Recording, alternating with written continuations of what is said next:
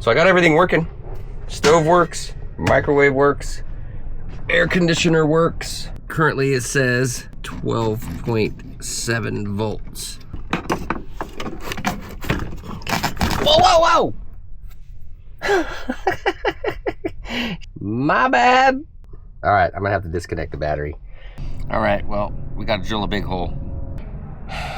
Too late now, is what it is. I didn't really want to see the solar panel off to the side, so. Also, I bit the bullet and I bought a fridge.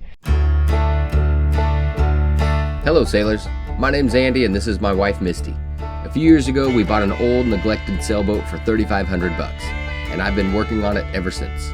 I literally learned how to sail on YouTube, but later we both took some lessons. I used to think that sailing was only for rich people. It's not.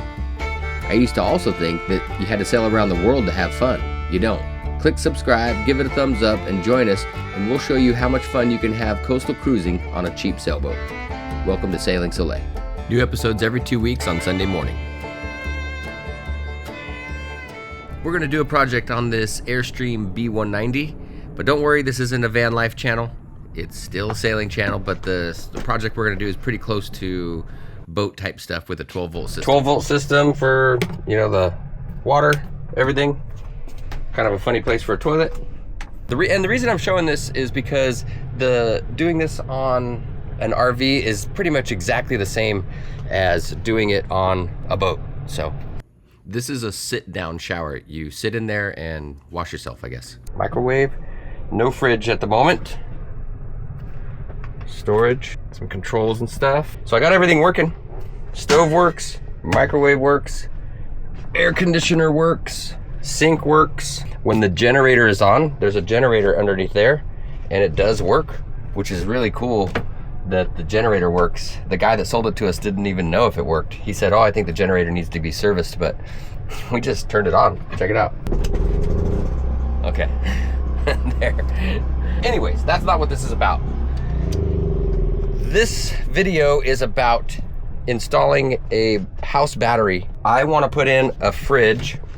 So I got a 320 amp hour LiTime 12 volt lithium battery. It's Bluetooth and everything, so it'll have like all the monitoring, and you can see how much charge is going in and how much charge is going out with the app, and how much battery life you have left. It shows just a percentage, you know, 90% or whatever. So that's exciting. I also got a LiTime 2000 watt pure sine wave inverter to install on it. So that's the other reason I wanted a bigger battery, because I'm gonna have an inverter. That way we don't always have to run the generator. I'll put a little bit of solar on top and call it a day, and then we only need to use the generator when we want to run the AC or something like that. Okay, so here's a quick look at the battery. Like I said, it's a LiTime 320 amp hour battery. Discounted link in the description if you want to pick one of these up. Nominal voltage is 12.8, 320 amp hours. Rated energy is 4,096 watt hours. Charging voltage 14.4. This is all normal stuff. Continuous charge or discharge 200 amps. And the max continuous output power would be 2,560 watts. That's pretty cool. That's pretty good. And this is the battery that we're going to install. It's about 15.25 if you go to those little handles. Now to the top of the terminals, it's about 10.5. To the top of the battery, it's about 10. I'd say it's about 7.75 inches wide. So let's just say 8. And this sucker is a little heavy. It's got some weight to it, but it's 320 amp hours packed into this little package. So I don't know how they did it, but they did it. I'm going to install it under here. I'm hoping that this little area right here is gonna be perfect for it. That area is very close to the electrical panel. There's the electrical panel. This is the generator box on the, you access it from the outside. It's very close to all of the AC power, you know, wires and everything. Okay, so one thing I need to do first is I'm just trying to like learn this panel. So these two terminals right here, it says battery positive, battery negative. right there. So let's see, we're testing it. Currently it says 12.7 volts. So yes, that is going straight to the house battery. Now what I'm gonna do is I'm gonna start the engine and test it, and it should be a higher voltage if the battery is being charged while the engine is running. So let's do that. Yes, it is saying 13.4 volts, something like that. So that means it is being charged while the engine is running. So that's good. So I'm gonna get you a reading on this so that you can see that it was lower when the engine is off. And I don't know if you can hear the engine or not, but it is running. And yes, I do have a small, or not a small, but I do have an exhaust leak. We're gonna address that later. So with the engine off, the reading is 12.86 volts. It's less than 13. So it was 13 something volts with the engine running. So there you go.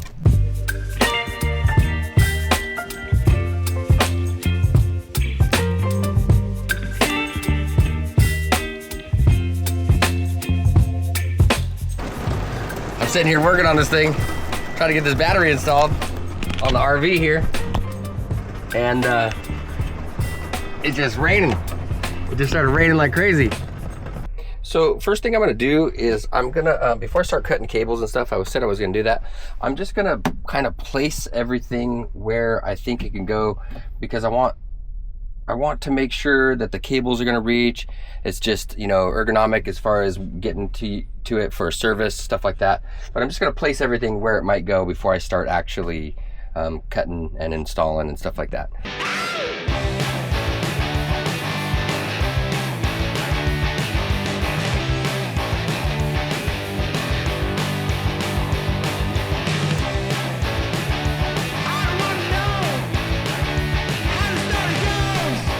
All right, sorry for the shadows, but I'm gonna put this guy right here, like that. I'm too drunk to think that I won't make it alone, but I can do it on my own, despite the sense of saying I don't want to read this on the papers, and I don't want to see their fun faces. I don't want to know how the story goes. No, I don't want to know.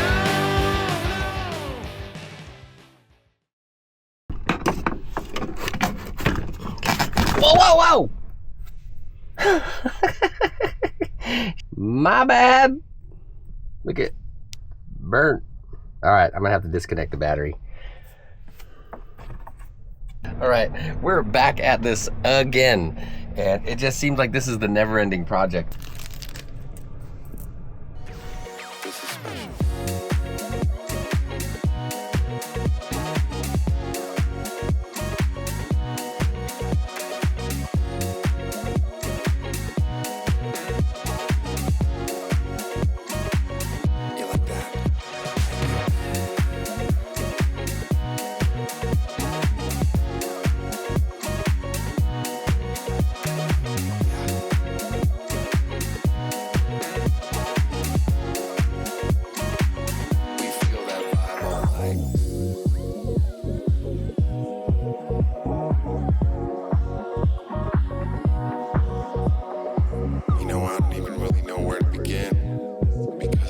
Like every time I get ahead, I end up going 2 steps back. So tonight, I'm just gonna let this one ride. You know what I mean? Finally, some real progress. Man, that has taken some serious time to get to this point. And it's just mostly because I didn't have all the right things. It would be some little screw or nut or bus bar or something that was always keeping me from moving forward. But we've got it wired in. So check it out. I've got those big wires coming through. I replaced those bolts or the little screws that were on here. This is the positive and negative, and I put it on here so that I can wire this straight to the bus bar to the battery. Then I'm going to use these guys, these 2 wires here, to wire up the inverter. So that's next. Just gonna place the inverter on top of here, put a little piece of foam in between for padding. But this seems to be a decent place to put it, and it'll give me decent access to the front panel of it right here. Anyways, that's the idea. Let's keep going. As a little safety precaution, I am installing this. It's only a 40 amp breaker. That means the panel will get a little over 400 watts, 420 watts or whatever. Putting on that little guy right there as a little safety precaution.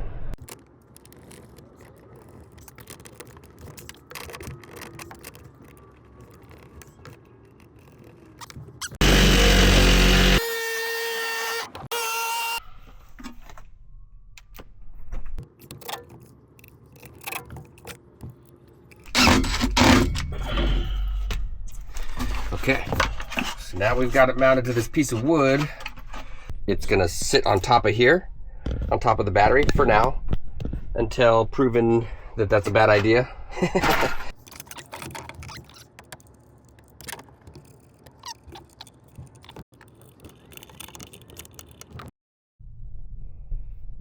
Okay, that was a little hard to film, so I had the camera off, but I've got, because I had live wires, and I had arced them a couple of times on accident, then the hot wire touching something, so I didn't want to mess around. 2000 watt pure sine wave inverter. You can't see it, but down here got that 320 amp hour battery. Got a breaker, bus bars all wired in. The lights are on, so it's working. If I turn this off, there it is. That's the breaker. And then turn the breaker back on. Okay, so I went to the boat and I grabbed my little Victron solar charger, because I figured while I'm wiring up all this stuff, I might as well put in the solar charger, because I am gonna put solar on here. And so then I ended up moving the breaker. So that's what I did just now. That guy, I put this in. This is just a small one, the 7515. These are really inexpensive. And then I moved this up. It was down further. I'm gonna connect the wires for the solar charger to these bus bars. And that way, as soon as I plug in solar, it will be ready to go and it'll start charging the batteries. Okay, we're back at it again. I did a couple things. You didn't miss much. I put this switch on here. When it's to the left, it'll use the generator. When it's to the right, it will use the inverter, and all the power goes to the AC in the house. So all the outlets work and everything off of the LiTime inverter here. So that switch allows me to choose if I want to use the generator or the inverter, which is pretty nice. The other thing I did is I installed the little remote for the LiTime inverter. This remote right here. So 12 volt voltage, AC voltage, and it's got a light. And then you could turn off the inverter remotely with this as well. Oh my gosh. So getting closer. This little chingadera, it goes on the roof of the RV, and it allows me to plug in solar panels. So as soon as I get the wires fished down and I get the solar panel up there, this will be a pretty self-contained system. I don't know if I'll ever need to really use the generator unless we're going to use like the air conditioner on like extended. All right, so I'm on top of the RV here, and we're going to mount the solar panel.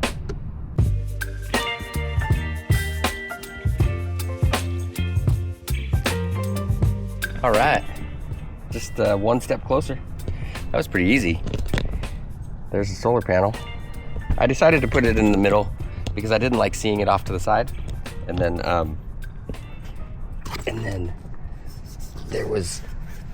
I had these self-tapping screws that came with the brackets, and these work like a charm, and it feels really solid, really. So I'm only gonna do 4.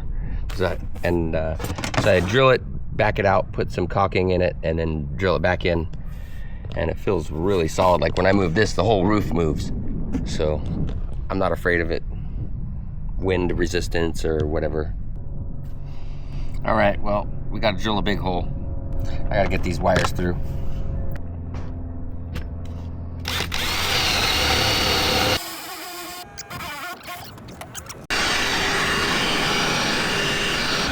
Might be doing some fiberglass repair on that, who knows?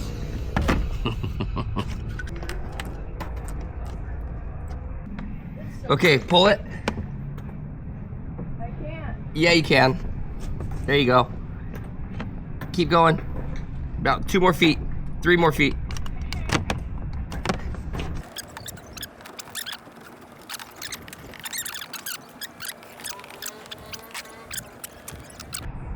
Okay, once I put this down, I can't really move it.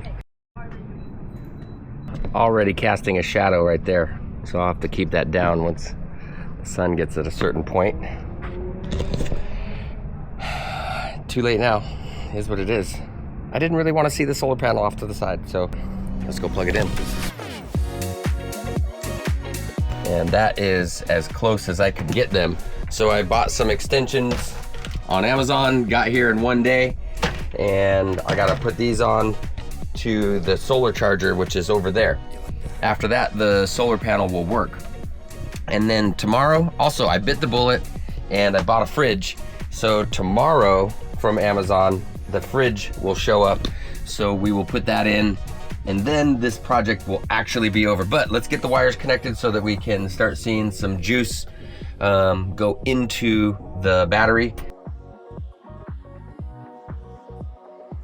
You know, I don't even really know where to begin, because it seems like every time I get ahead, All right, I got these guys plugged in. I end up going 2 steps back. So tonight, I'm just gonna let this one ride. So let's check. Now let's check the app and see if we're getting any input. And well, let's check Victron. If we're not gonna use it. Oh, there we go. We're getting some wattage. 32 watts, that is not a lot of power out of a 100 watt panel. I do not like those Renogy panels, which brings me to another subject. You know, not all solar panels are created equal. So I wanna do a video to explain why that is. So we are getting charge. That's good that we're getting some charge.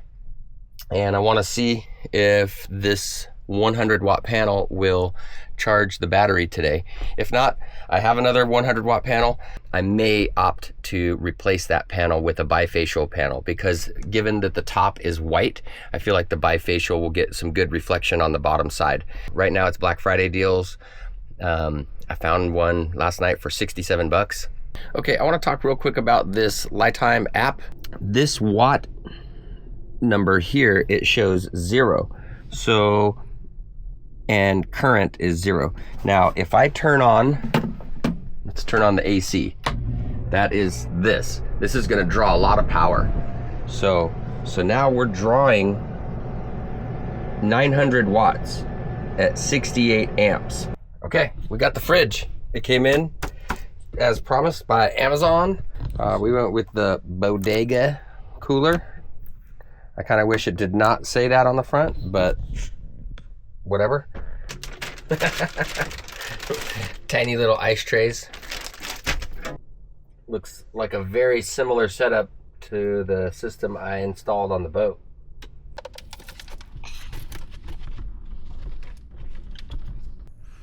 Okay, the fridge is all installed, and we're going to show you the app real quick. We're pulling 95 watts of solar, and then the bottom left corner here you see 94 watts on the LiTime app.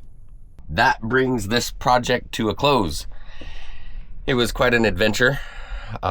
We got the 2 solar panels up on the top, inverter, battery, fridge, fuses, bus bars, switch to go from generator to inverter for the AC power.